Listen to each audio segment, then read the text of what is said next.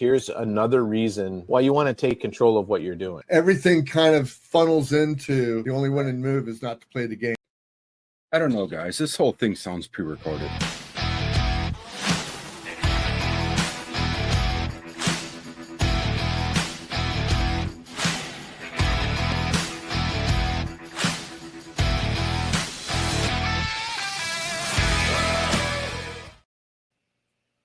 Episode 55 of the Weather Report. We want to welcome you here, and we're all wearing the same clothes as we were wearing last week, because if you are a member of the Patreon page, you are getting this on Monday, not next week on Sunday when I'm going to post this all, but tomorrow, like Monday, like the day after daylight savings time, because that's where we're at. But we want to welcome you. We want to welcome you here. Bruce, we're dirty. Yes, we are. But we're going to continue. Holy God, that stinks.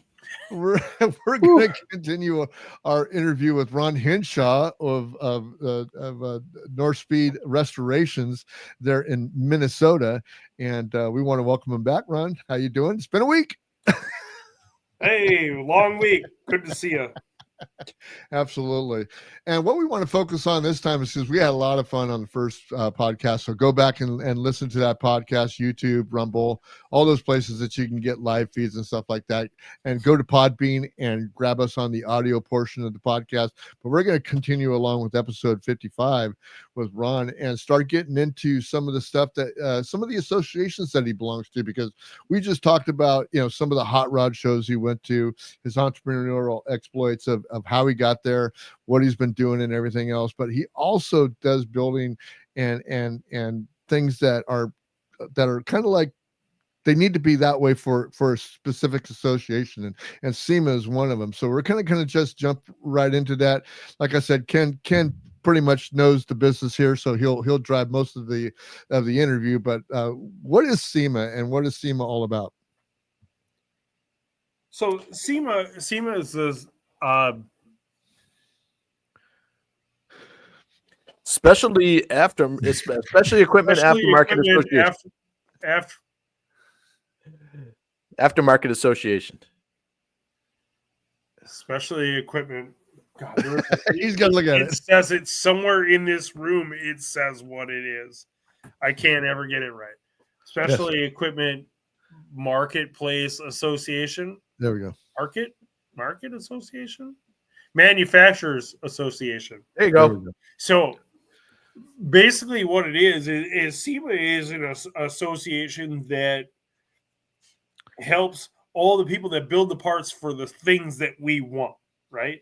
Anything automotive, and we're not even talking about just brake pads or shocks or chassis. We're talking about like paint and vinyl wrap and tires and wires and everything, and builders and one of the things that like, SEMA build, right? Like people talk about a SEMA build. If you're building it, nobody builds anything for SEMA. They build things to take to SEMA, if that makes sense. If you're building something, you're building it for a company that sells parts and has a booth at SEMA, and you're building it to showcase at SEMA for that company. So it's a trade show. SEMA itself indirectly does not bring builds to it.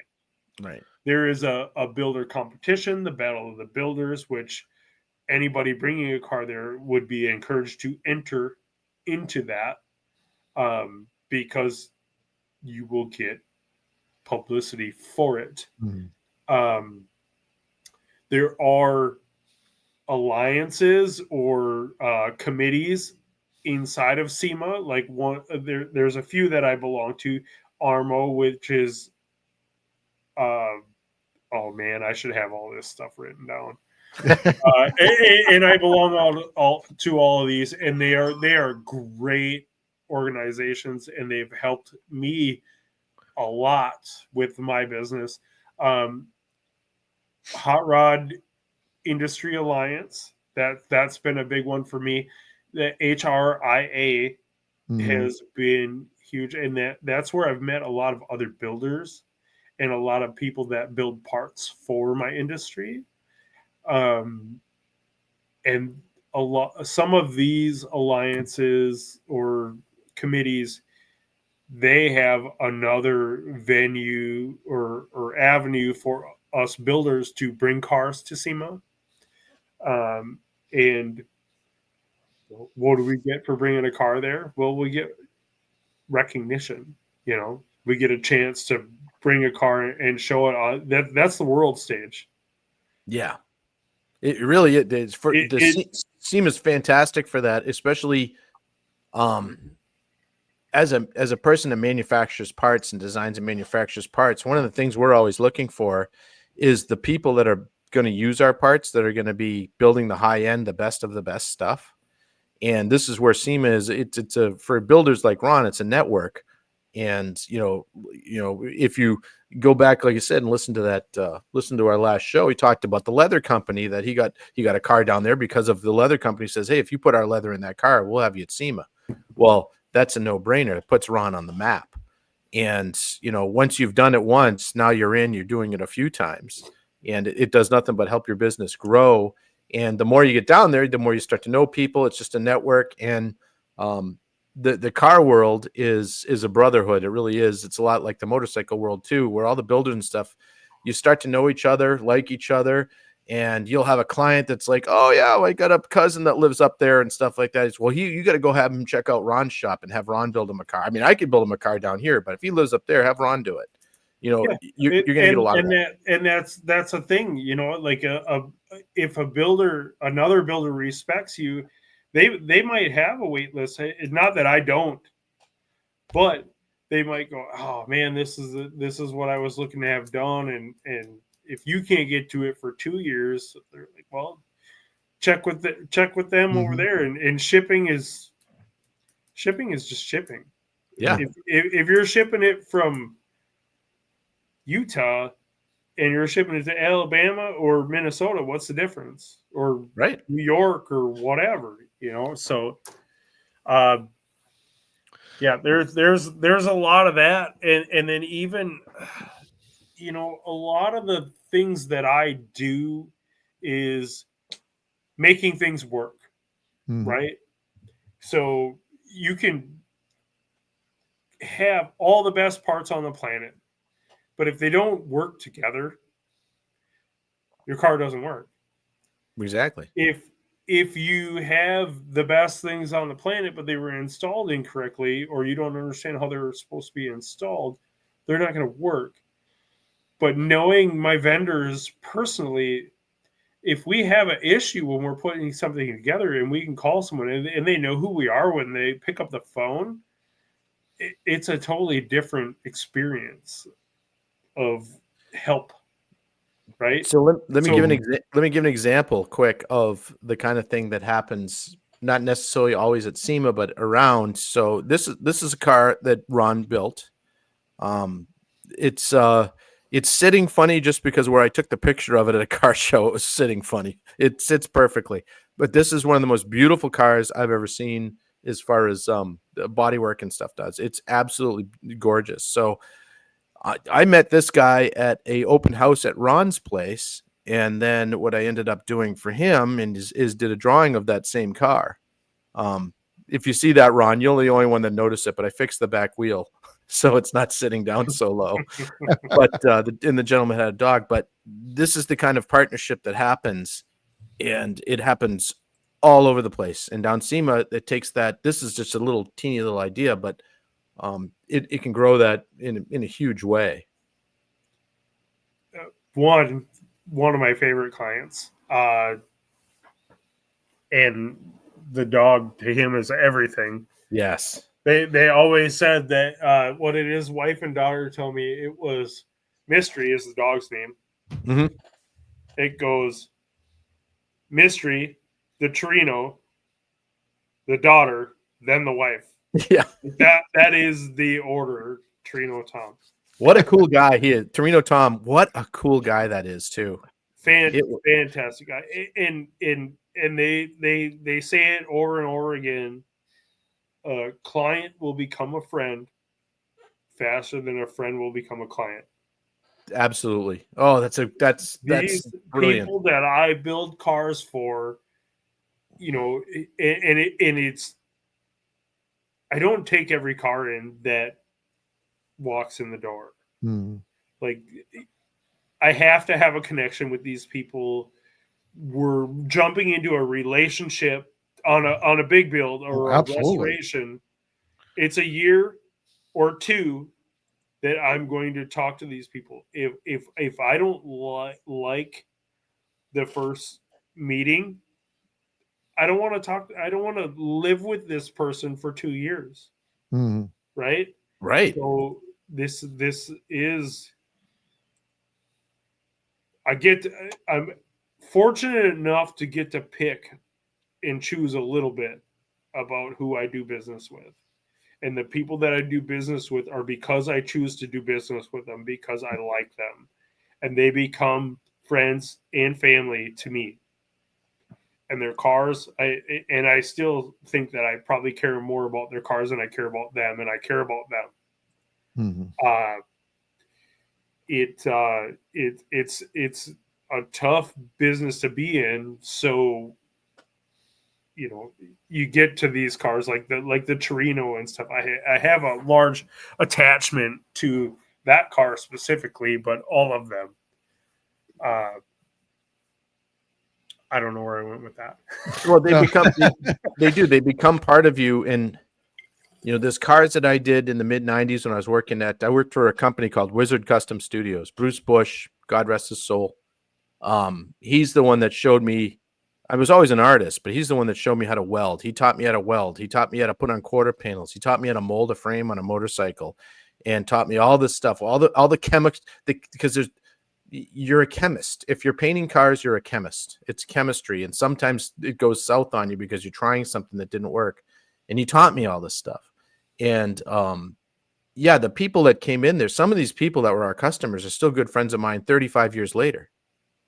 You know, I haven't done anything for them in 30 years, but we're still good friends because of this same kind of thing. You're not building, you're building something beyond just a chunk of metal, you know. And one of the things I think about is, like, for guys that go into auto body, for the most part, and tell me if I'm wrong, but what I found is that the guys that were doing insurance jobs, the average dude can make a lot more money with his shop doing insurance jobs and just turning them out as fast as he can, taking the insurance money and doing it like that. And to try 100%. and build it into building custom cars is really, really difficult.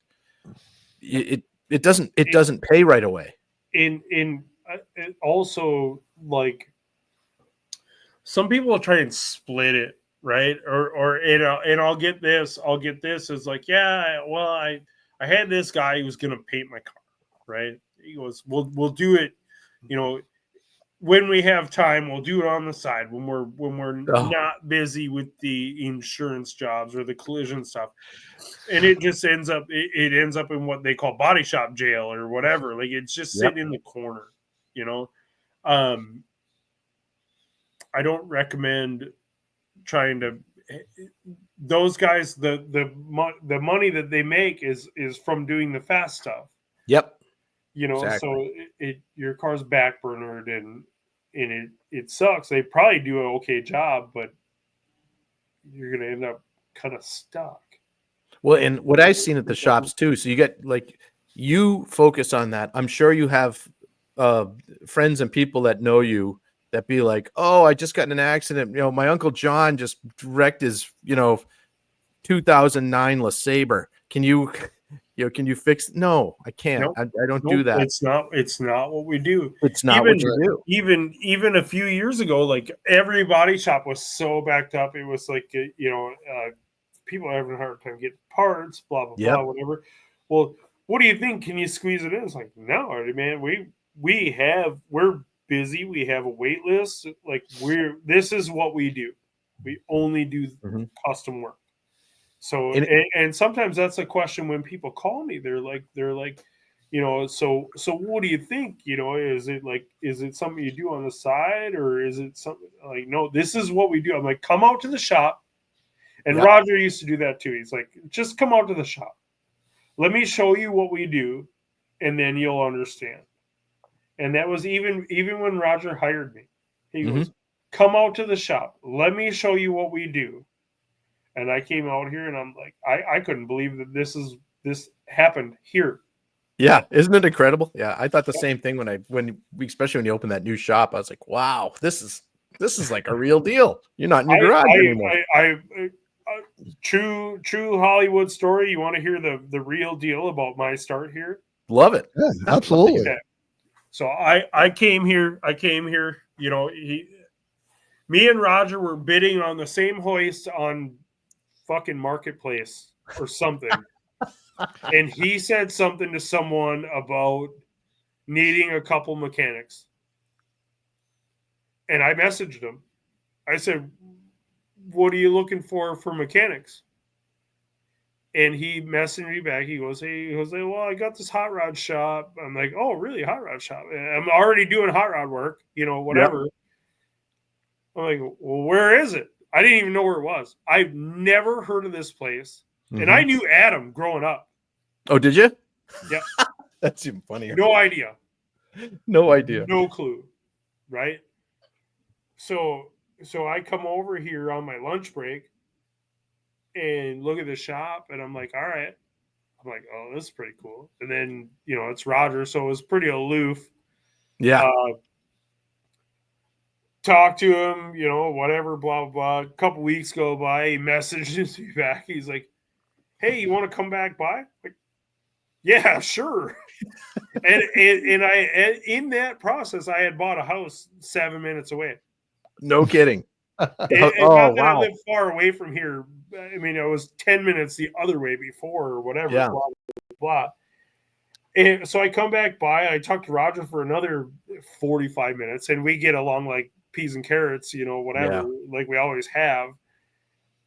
And I'm like, yeah. And I'm about to, you know, go out to SEMA and whatever. He's like, oh, yeah, I've been there. You know, he goes, have fun, buy good shoes, you know, blah, blah, blah, whatever. Yep. And I go out there and I come back, and a couple more weeks go by. He goes, well, come by and meet me again. I think we'd like to hire you. And I came and I started part-time. Because I didn't think it was real. Like, I'm like, there's no way I can just build hot rods like for real. Isn't that the weirdest feeling? So I know. I did the same thing. And I didn't want to quit my other job. One, because it was a good job. And the guy I worked for was it was a great shop, and the guy treated me nice, and we were actually good friends and everything. And I didn't want to let him down either. I'm like, hey, I got this opportunity. And he goes, I understand. I'm like, I will work for that shop from 8 until 1, and I will come and and I had a key for that shop. No kidding. From 2 until whenever my work is done.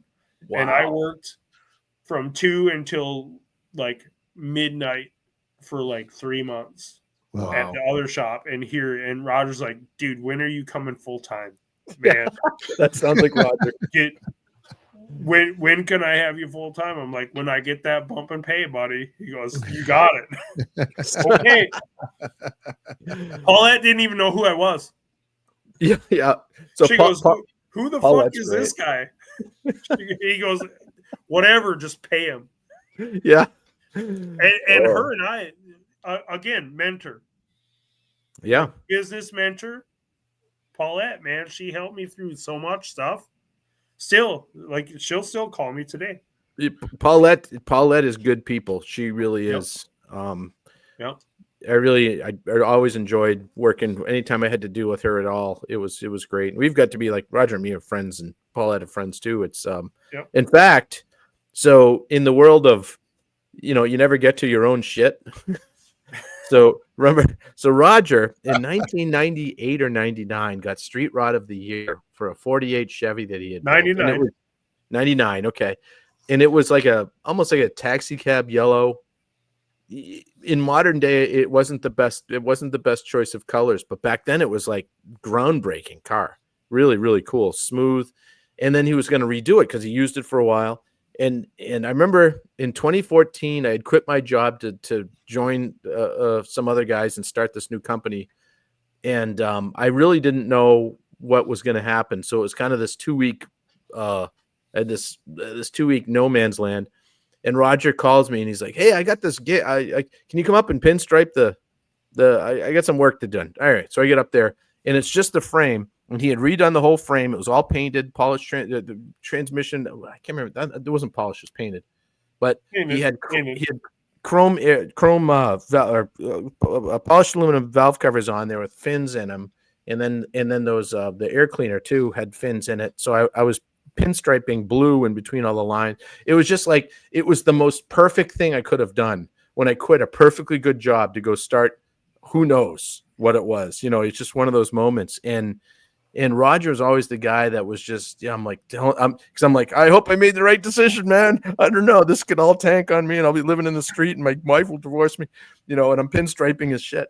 But he's always so supportive of him. And, that car last summer, Roger calls me up. He goes, "I'm finally ready." So I went over and pinstriped that car, finished it. It's out, man. It's out. I've seen it's out. It's I saw the pictures. Yeah. So I'm excited to see that because him and me, we did a lot of really cool stuff together. And through that, it was like when you and me started talking when I was working on that Mustang it was the simplest little job. It was a nothing job, but it was like I got a connection with you right away. I'm like, this guy really knows his shit and has the right mentality and the ideas. That Roger was old school thinking, nothing wrong with that. But you're young and excited about, growing this thing and making it into something bigger than it could have been. And I think he saw that in me right away. Yeah, like he did. He knew, because like the last few years that he was here, he's like, I don't want to deal with none of that. He goes, I want to do metalwork. Yep. Perfect. He just come in and he just wanted to work. He just wanted to do his craft. Yep. And we were always talking about evolution. And like I said before the first show, I hope at some point someone steps in, whether it and we talked about the name thing and the family thing. Would it be my daughter? Great. If not, some ambitious employee that wants to come in and buy me out, take over. Here's this brand. Come in and now you do your part. Yep. Yeah. Step in and let's see where you can take it. I worked in high school. I worked at a store. It's called High Street Market. It was in Westwood, Massachusetts. And the store opened in 1899. It had moved a couple times since then, but one of the guys that was there was the previous owner, and he would work 8 months a year. Then he lived in Florida he was a snowbird, went down to Florida. But this guy was, he taught me so much between watching the two of them interact. So the guy that owned the store for 45 years still worked there part-time, and everyone knew him, and but the other guy just ran the thing. So he did what he wanted to, and but people would come to the store just because of him. He was still there, and I watched him hand it down and it got sold eventually and stuff like that. But you look at finding someone that has the passion for it, that really wants to take the business to the next level. It's the greatest thing to hand off in the world. I mean, it really is. And you're not looking to hand anything off. You're doing great, but it's eventually something comes up. You see, because you're not, you're still a young guy compared to us. Yeah, you fuckers are old. Yeah, we're old fuckers. Not Jason. You and Jason are just getting started. You guys are pups. You're just getting started. Oh, but no, it's a beautiful thing to have something that you can grow, especially in such a cool niche. I mean, I got into motorcycles. We do a lot of motorcycle stuff, and I do artwork. And I can't work at a job that I don't like. I'm completely unemployable. But and I think that you're probably the same way. Is like if you'd have a good boss, you could work. I did it for a long time, man, dude. I fixed minivans and commuter cars. Yeah, and it was fine. But all it did was fuel my hot rods on the side and my off-road shit that I did, and I raced motocross, so Yep. it funded that barely, you know. So like I did all that, and this I didn't think I could do this. I really didn't. Everybody always said you couldn't. Every auto teacher, fucking welding teacher, blah blah blah. No, you should do production welding or do this or do that or whatever. Right. You know, like they'll tell you can't, and it's nice when someone tells you that you can. But if you think that you can, you better be fucking good at it. Well, and you can't half-ass be a hot rod builder. you can't. Yeah, and what you brought up something very good. If you've got people that tell you can't, you know, the auto teacher in high school can't because he couldn't, and he didn't, and it's like I learned too late in life not to take advice from people that haven't done what you were trying to do. Correct. That, you know, that right there, 100% is if you're taking advice from someone who hasn't tried it or made the leap or whatever, you're taking advice from the wrong fucking person. Right. And then you find someone that has done it and looks at you and goes, these alliances that I'm talking about. Exactly. These other guys that I've met across the country, these other builders, like they've gone through the same thing that I have, and most of them didn't start out as a hot rod builder. They did other shit first and found their way or whatever, you know. It you wonder what if someone would have pushed earlier, you know, would you be further or would you have tanked because you weren't mature enough to like do the big boys shit? Well, you have to. Dues need to be paid, and 100%. You know, people, yes, you got to pay your dues. A lot of my theories on building hot rods come from my off-road racing and things like that, about durability and the way things are wired and things like that. And also, like, I did general repair and service writing for people that just don't know about cars and just needed them to get to them to work. So the way they explain things and the way that things need to function and billing and things like that, like a lot of that comes from regular general repair. And I think some of that helps with this. Well, here's how it helps. And I've seen it because I've seen how you work. You know, if you're building a car and putting something together, and okay, you know, there's things that need to be checked from time to time, fluids and oils and brakes and stuff like that. Whenever you're going to put something in the way of that, it's going to be put there in a way that it's easy to. There's an access panel. There's some way to look at it, because you're coming at it. You're building the car as with a mechanical background of, hey, at some point they're going to put antifreeze in this thing. Where's the goddamn filler? And you see, it's so easy to build cars without thinking about those things. And motorcycles are the same way. It's so much easier when you don't have to worry about that stuff. So again, evolution, right? Yeah. So 80s, 90s show cars, right? Chrome everything. Like, they didn't drive those cars into the show, even they pushed them in. Yeah. You know, the biggest thing people are doing now is they want to drive their cars. Which is great. Which is fantastic. We're putting things on a chassis with good suspension. Just same situation like we were talking about, Bruce, like your 74. You know, like, is it fun to drive? Like, we're making them fun to drive. Yeah, no, it's not fun to drive. It's fun to look at. It's cool to look at. We're making them fun to drive. They're not just show pieces. Yeah. People are driving these cars. I took that 69 Camaro to Columbus, and Nikki and I went on the poker run. We went to places in Columbus. We should not have been in that car. It was dicey, dude. I'm like, we should not fucking be here, right? I'm like, at least if we gotta get away, we got muscle behind us. But like, this is not a good fucking neighborhood at all.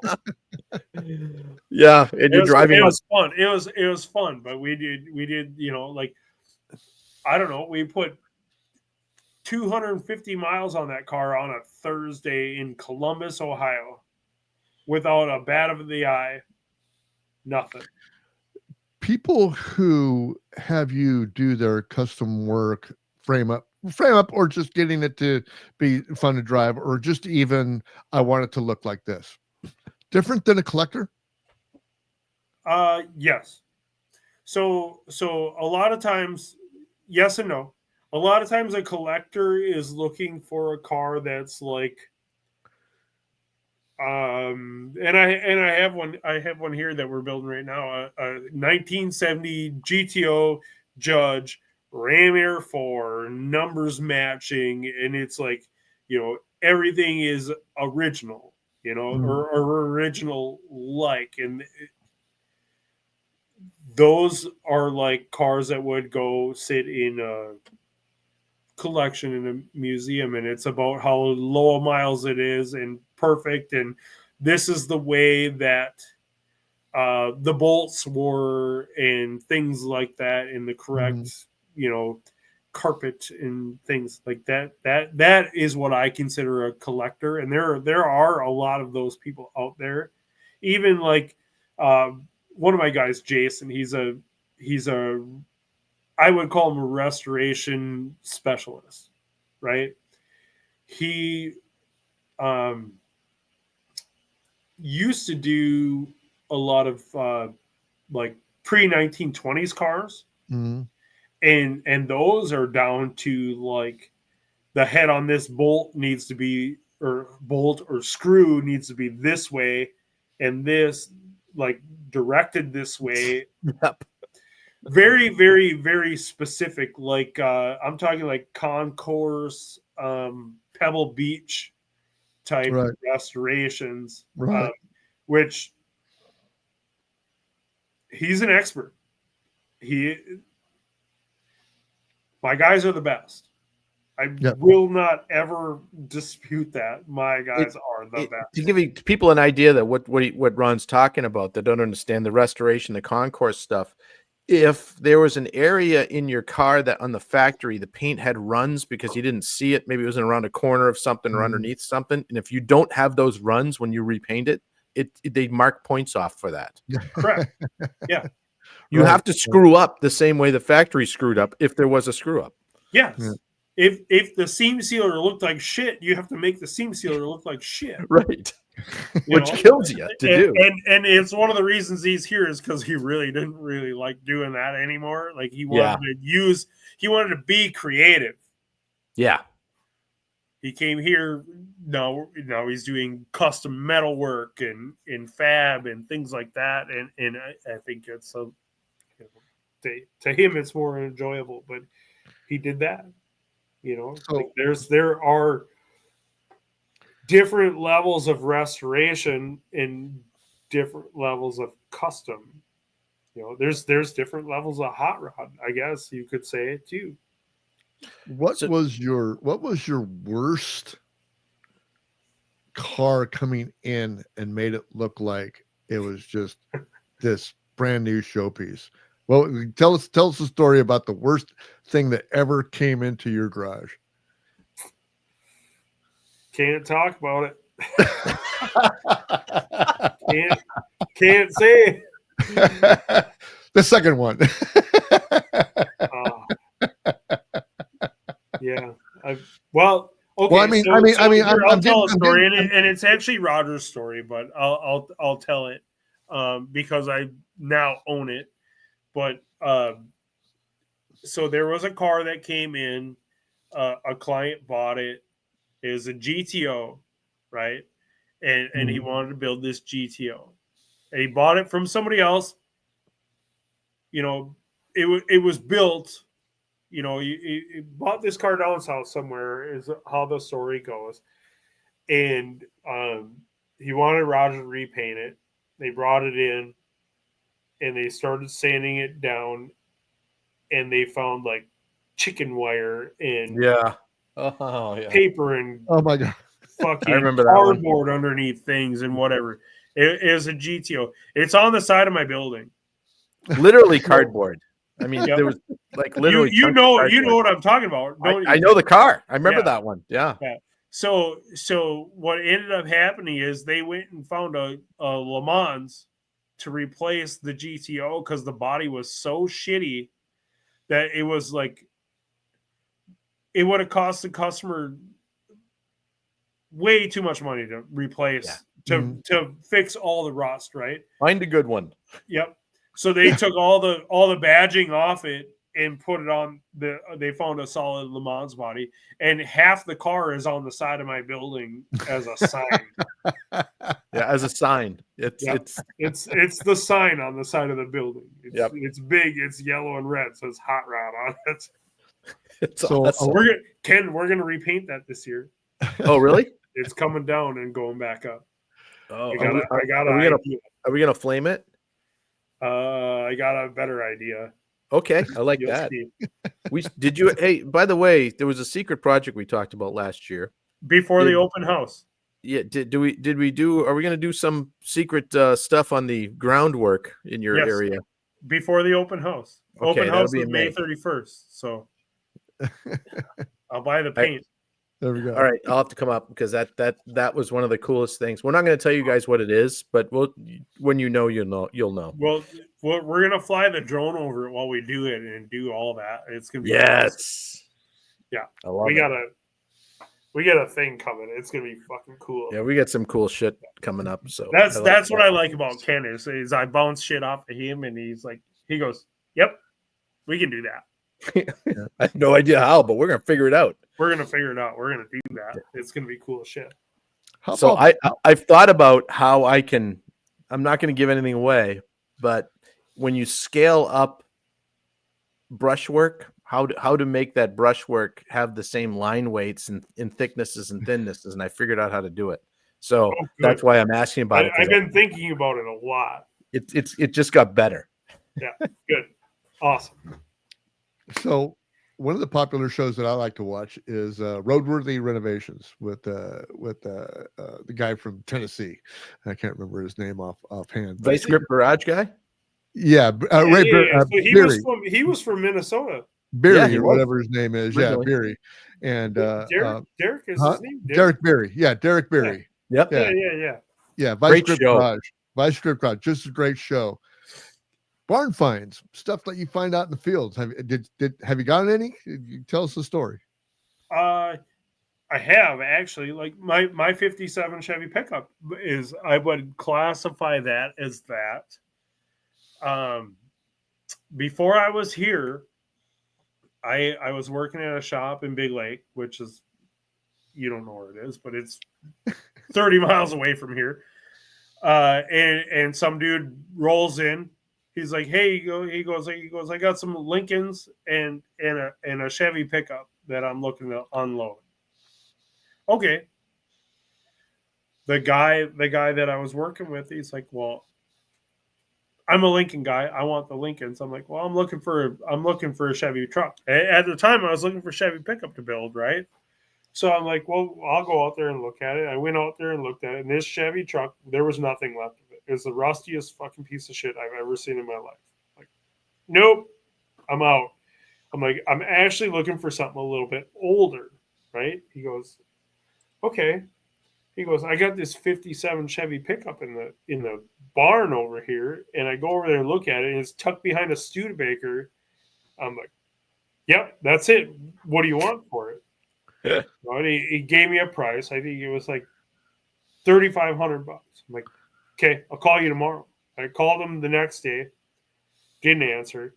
I called this guy for 4 months, and he answered maybe 40% of the time, and like time. You know, like yeah, maybe next week you can come look at it. Blah blah blah, whatever, you know. And I drove up there with a fistful of cash and a trailer, banged on the door, and he was there. Wouldn't sell it to me that day. He's like, call me next week. It about 3 weeks of that, and then I went back and I finally sold it to me on with no title and a deal that I would do his ball joints on his plow truck. I never did the ball joints, and I never got the title, but maybe I knew a guy that he never transferred the title, and I found it gets better. I found the guy it was titled to was in Isani, which Ken knows is just north of me here. Right up the street. Yeah. And I went to the guy's house with a reprinted title, and me and that guy are now friends. And when I was halfway through the build, it was his father-in-law's truck that they bought in 1960. Wow. And his father-in-law was in town and came to the shop to see the truck and gave me all this backstory on him and his brothers drinking beer and filling the box with beer cans and his dad's and pulling fence posts and all this bullshit. I got so much backstory on this truck that I taught my kid to drive 3 on the tree in, and now it's this. This is it's my it's that's keeps getting backburnered, but when it gets done, speaking of that, you guys will all see it. You're doing a Mustang right now for yourselves, aren't you? Correct. Yes, and that's going to be the daughter's car. Well, or is this one for you that she gets to drive? We're doing 2. Okay, you're doing 2. So there's my Mustang, which is getting done now. That's the one that I keep posting pictures of. That's the rotisserie one you're working on. Yeah, that's mine. Hers is on a frame rack. My daughter's 14. When she was 9, I gave her a Mustang, and she's slowly been picking away at it. And I'm pushing, but I'm not pushing too hard. Yep. We both got new chassis coming for them. She's got a wide body kit for hers, but she's got a couple years to get hers done. Hers is getting wide body and a Coyote. Mine is got a 6-speed and it'll be a 4-digit small block Ford twin turbo. This car. So I mentioned before, like, my influences as far as Cannonball Run and Smoking the Bandit, blah blah blah, whatever, right? So I started doing around the time I started here, road rallies. So we'll go from here to like Chicago at a not a race legal speed. Spirited driving from here to there. Spirited driving, let's just call it that. But high level speed for a large amount of time. And the first time that I did it, well, I haven't done it yet. The car hasn't started on fire. The first time I did it, we got there, but we didn't make it back to, like, from Chicago to Minnesota. The car started on fire. It was just a little one, but it was fine. The second one that we did, it just melted the power steering pump. So every time you took a hard right, it would splash power steering fluid on a turbo, and flames would come out the hood. So at one point it became a joke. Like, you want to see fire? There you go. Here's the fire. I'll show you fire. I'll show you fire. You want to see Batman's car? We'll be on a comeback tour soon. That car's actually completely rust-free car. I've had it since, I think I got it in 15 or 16. And the guy I got it from is one of my best friends growing up, and he had it for 10 years before that. So I know where this car has been for the last 10 that's years. great. Right. almost no rust repair. Like it's completely straight, completely solid, and it's when we were doing the road rallies, we'd just plasti dip it a different color every time, and then lay vinyl over the top of that. Oh, too funny. So now it's getting the full deal. It's getting fully painted in all the stuff. So it's gonna be a riot, and it's gonna be full blown restoration this time. I've been going pretty hard on that one for myself. Yeah. So on the prior show, we were talking about you would to make a your fantasy, your car, your hot rod that you want, ride like it's new. You talked about a brand new chassis. And when those chassis come, I kind of want to visualize when those chassis come. They're special. Is that a one-off chassis for your particular ride? Is it something that you buy that's a rolling chassis that comes in? How does that all work out? Because to me, it sounds like you pull off everything, you scrap the chassis you got, you put a brand new chassis under it, because that's what's accepting all the good, the front end, the rear end, all that new stuff that you can add, and then everything just kind of lays on top. Is that correct? There's a few different ways to do it. Okay. So one way is to basically take everything off and do new control arms and like coilovers or something in the front. And there's companies that sell that stuff. And then if it, like, we're just going to use your 74 C10 as a reference, right? Okay. Then you would do like a 4-link something in the back, and there's companies that make like a bolt-on or weld-on kit for that, and that will give you better geometry in the rear. The front geometry doesn't really change because you're bolting onto the same location. Or another way to do it is to buy a complete chassis, and then a lot of times those would have like a C6 or C7 Corvette geometry in the front, which would change the entire way the thing handles, and you can go with and most of the and a lower ride height and things like that. Like there's so many options. There's like at least 5 or 6 companies that make like full on chassis for C10s and Chevelles and Camaros and Mustangs and all that stuff. Or like we'll do a 64 to 67 Mustang, and there's companies that make stuff that we weld into them, remove the strut tower, and do like a short arm suspension instead of the strut tower type suspension that they're from the factory. So there's multiple ways to do it, multiple dollar amounts. Sometimes the rebuilding type or replacing type, they won't give you the same, they definitely won't give you the same performance as a full-on replacement. And sometimes they cost almost the same amount as just starting with a new replacement chassis. Well, and I would say, Bruce, is like on your C10, to use that as an example, you have a C channel frame, so the frame is there's C channels. Correct. So when you get the aftermarket chassis, it's a full boxed frame. Yes, yeah, I've been noticing that. Changes everything. So you pick the body up and you roll like an Art Morrissey frame, or you can even make one. I mean, and these guys do that. Roadster Shop, GSI. I mean, there's a lot out there, and then what they did is they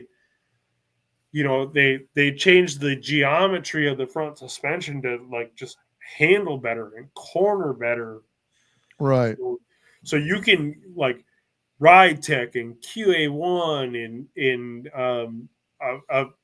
quite a few other people make A-arms that would like bolt up to your 74 C10 frame, and they'll make it handle better. Right. But so Ron, it's going to be the same geometry. Here's one of my project cars that I'm thinking about. So we're going to start out with a Cybertruck, which of course is the weirdest thing that's come out in 100 years. And, I know what you're thinking. Which end of the dumpster do we put it in? The back or the front? Well, it doesn't. We can point it any direction. But what I'm thinking is, because it looks the same. We're gonna lift the body off that Cybertruck, and we're not gonna LS swap it. But we're gonna drop because I want to go the other direction. I want to go old school. So I want to drop it on like a 73, 74 Cadillac Talisman frame. And I really thought you were going to say Volkswagen, but no, like a good solid Cadillac, Fleetwood or Talisman. And I want a 500 cubic inch motor. We're going to go with the Cadillac 500, but I think we could punch that out. You can stroke those pretty easy. And if you put, I don't know if you ever worked on many of those Cadillac motors. You pull the valve covers off, and they don't even have a double valve spring. The valve springs are single. That's why they float at 4,000 RPM. But we'll do a little work to the motor, fuel inject it. But it would be fun to have something than a Cybertruck that rode like a 73 Cadillac, because there isn't many cars that ride better than a 73, 74 Cadillac. I feel like I got this call yesterday, really. I'd like to say I'm just kidding, but I'm not. I'm in Cybertrucks. The way those things are dropping in value, I'd probably be able to afford one. You can't get one wrecked.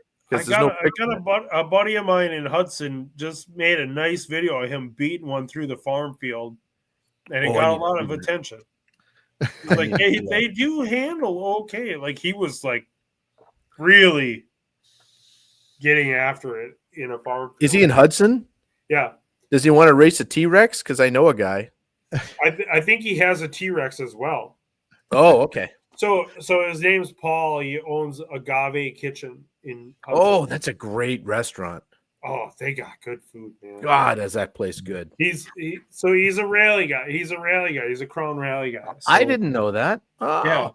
Yeah. So let's talk about Crown Rally a little bit. Tell everyone what Crown Rally is. This is a really interesting, cool story. I haven't done it yet. I don't know why.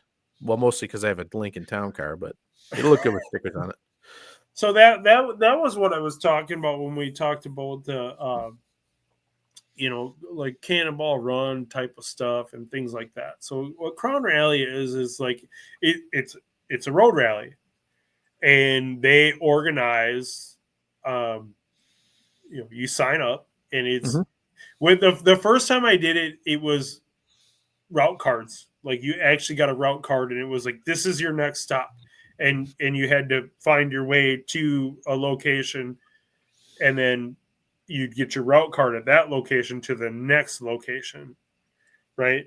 But it's a mostly exotic cars, which I'm not 100% into, and I guess somehow I got street cred for doing it in a Fox body. But he's running in a Mustang with the rest of these cars. Seriously, like I didn't know how it was going to go. You had to get a nod from somebody else to get into it, and I knew you did you did a painting for somebody else that did it. Yep. So you had to get. You can't just sign up. Somebody has to give you a nod to get in, right? So I knew a guy that knew a guy, and we got in, and Nikki and I did it the first time, and we didn't know what to expect, although we had an idea that it was going to be some high speed, spirited driving. And we leave a launch of 100 cars from the middle of St. Paul, and they got some streets blocked off and whatever. And we get to a stoplight. I'm sitting there in this twin turbo Fox body Mustang with my wife, and I look this way, and there's a GT3 RS next to me. And I look this way, and there's a Ferrari California Spider on the other side. And the light turns green, and she goes, "Here we go." I let it fly. I let it fly, and I was in front. We drove spiritedly, from there to Cedar Rapids, Iowa, and then from stay the night, and then from Cedar Rapids, Iowa, to Chicago. And there's track days involved and lunches involved and things like that. It's nice hotels. It's a very, very cool event to be involved in. And there's been 10 since then. I think that was their number 7. And I did that one. And that Did you do the one where they went to Bonneville? No. Because so my friend in this Ferrari that I was just showing, it's a buddy of mine, Don. And so he's like, yeah, we went to Bonneville and they let us out and they could go run and on the salt flats. And he goes, man, it sounded like a good idea. They've been washing salt off their car since then. He goes, I've been pulling salt out of this car. He put it up in the lift. I mean, he's anal about his stuff. So it's like, yep, it's like the people that go to Daytona and go out on the beach. I'm gonna run the beach in Daytona. I'm like, your car's gonna rot out in 3 hours after you do that. We brought the Vicky to Daytona and we were gonna bring it on the beach. And I'm like, I just can't do it. No, don't do it. Don't do it. So we went. We got involved, and I actually, like, some of my best friends now are from those days with those guys on those events. It's like you gain just like anything, you gain a friendship or brotherhood with the people that you kind of bond with people as you do events and shit like that. We did that one, and then we volunteered on some, because it takes volunteers to make those things work too, right? Right. So Nikki and I volunteered on one, and then we also flew probably the one that your friend Don went on. We did the open house at the shop in the morning, and then we flew to Vegas when they came from Bonneville to Vegas. Oh wow. And volunteered the next morning there. And they were just it was funny too, because this is a weird thing, and it's a business thing. Is the other volunteer guys are like, they're like, dude, don't you like run a business and like tell people what to do all the time and shit? I'm like, well, yeah. They're like, you're standing in the corner of a parking lot waving a flag. I'm like, yeah, this is the greatest thing I've ever fucking done. I don't have to think about anything. Yeah. Go left. Go over there. It is 110 degrees and I don't give a shit about anything. Go left. It was a great day. It's a great day. I love it. They're like, I don't understand how you feel okay doing this. I'm like, trust me, I feel great. This is fine. Go left. Oh, that's cool. Yeah, it was cool. Yeah, Ron, before we go, I wanted to ask another thing about evolution of hot rodding restorations and stuff like that. And I haven't seen anything in your shop that I have seen that looks like it's evolution into the Elon world. I'm talking about electric vehicles, but do you see any of these hot rods that are coming in that want to go like totally battery and electric and stuff like that? Can you tell us a little bit about that and maybe some of your experiences? It's there. I mean, like, so when we go to SEMA, it's definitely there. Yeah. Like there's people making bolt-in electric kits. Some of them even look like a small block Chevy. Really? Wow. Yeah. They're there. They're there. Most of the guys in my position are trying to avoid it. Yeah. I know Patience did a Tesla swap Porsche. They're a local builder that does mostly race car stuff or whatever. But even so, we talked about my daughter's Mustang, and I asked her, and she goes, "No, no." She goes, "No, V8. It's got to be a V8." So I'm not against it. I think it's a fad that'll wear off. I don't think there's no place for EV. It's definitely not a solution to anything. Right.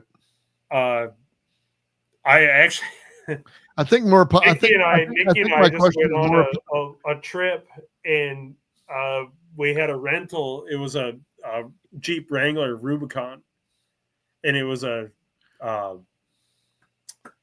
hybrid, Okay. and we were rock crawling a hybrid Wrangler Rubicon. Man, the torque is right there. Like Yeah. I mean, there's a place for it. Yeah. But I don't think it's a solution for anything. And I haven't been in the position yet to build something. I'm not saying I wouldn't do it, but it's not something that I'm like out searching for. Yeah, I was looking at the novelty thing about it, like going like, okay, what if I came across some car show and I saw this 57 Chevy that was all electric? I'd probably freak out and go like, what did you do? You know, and things like that. But I'm sure that it's out there. So I mean, Bruce, It's out there and it's available. Go ahead, Jason. so talking about that, I had a decal on my vehicle, and I'll show it to you right now. That's great. I love this one. Yeah, tilt it down. There you go.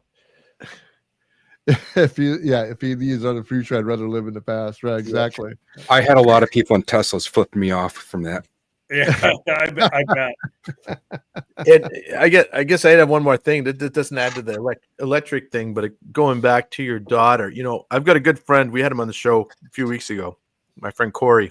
Oh yeah, His daughter's also 14, and she also good wanted. Mustang. You've seen his car. He's got that 68 Mustang with the 392 supercharged Hemi motor in it. Yeah, absolutely. Yep. Well, his daughter's also 14, and they just started building a Cobra kit car. That's going to be her That's car for right. high It's a school. Cobra. That's right. And he's got an LT4 Camaro motor in there that he's putting ready. So it'd be a cool thing. I could see you guys talking because you know, you and your daughter building a car. Him and his daughter building a car.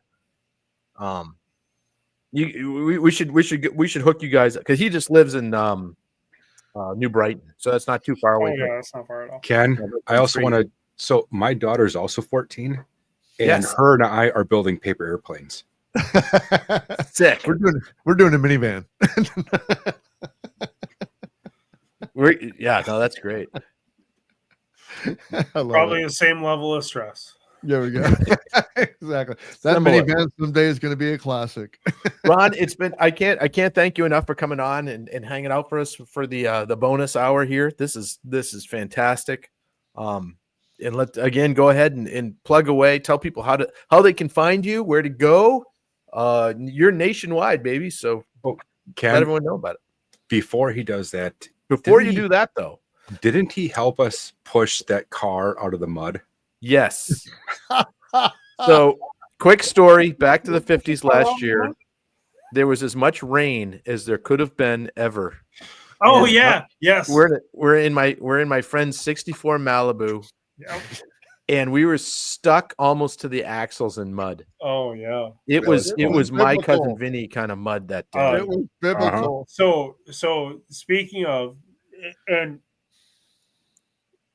another shameless plug, as far as associations go, MSRA has helped us all just as far along as national type of Absolutely. associations. Minnesota Street Rod Association, the MSRA, Yeah, great organization.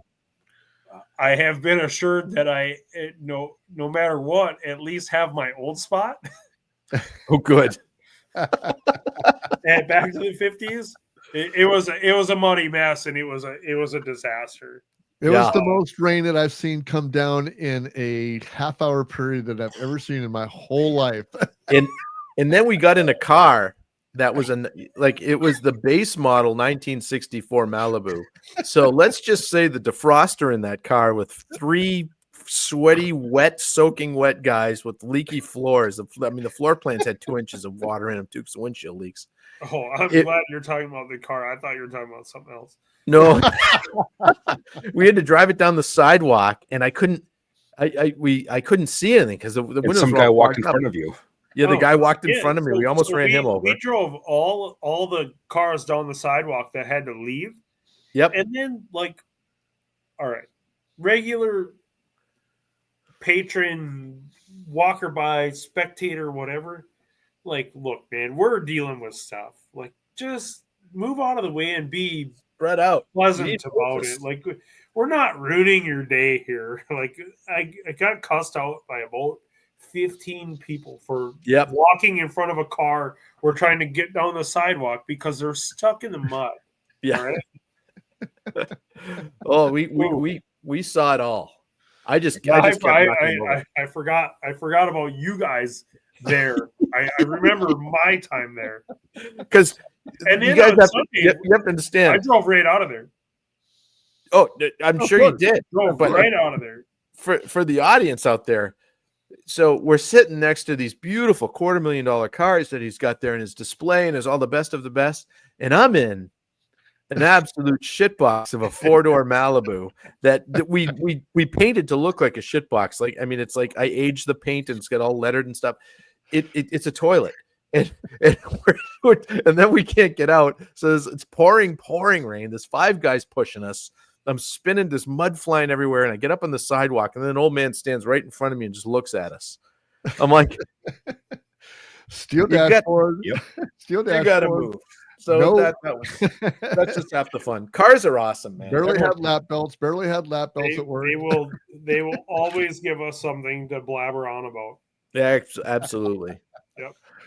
Cool. Again, thank you, Ron, very much for coming on and spending more time with us. And you're welcome back anytime. We can talk more about hot rods. I can't wait to hook up with you guys later on today. Later on this summer, because I will be out there again, and just Great. looking forward to it, man. Thank you for being on the show, man. I Are you appreciate going to it. get the street machines? I'll be at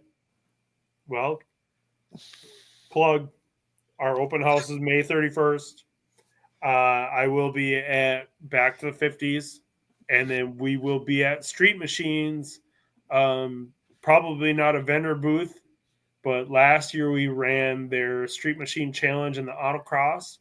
So we kind of had stuff set up down there, and I'm sure I'll run that again. So What are you bringing? Because I'm going to talk some shit. the Black Fox body.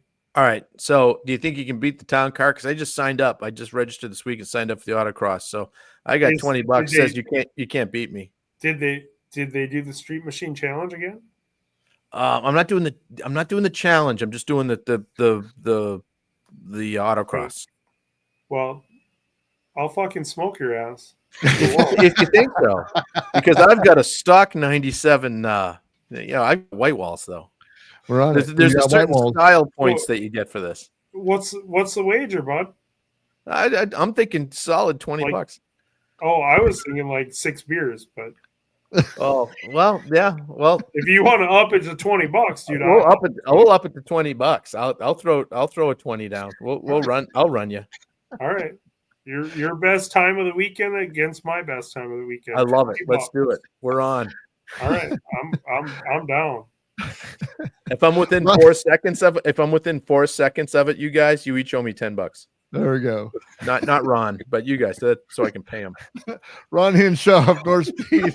You better bring your Thank fucking you. game shoes, buddy.